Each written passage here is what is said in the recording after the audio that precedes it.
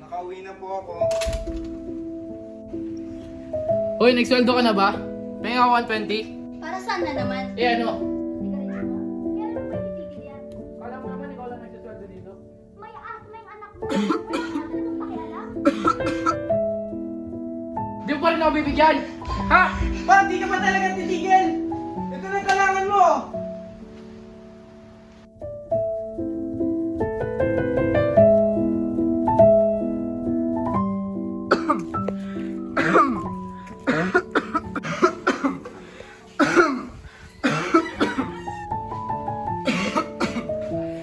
Ma!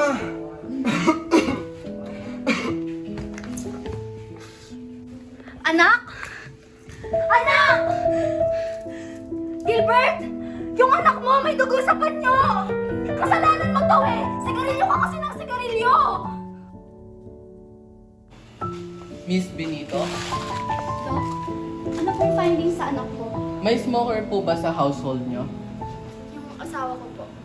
I'm sorry to inform you, but your son has been diagnosed with lung cancer. Ano? Lung cancer? Dok, saan kami kukuha ng gamot niyan?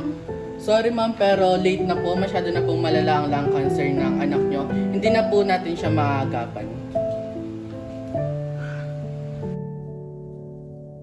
Bakit di ka pa talaga titigil? Ito na yung kailangan mo! I'm sorry to inform you, but your son has been diagnosed with lung cancer.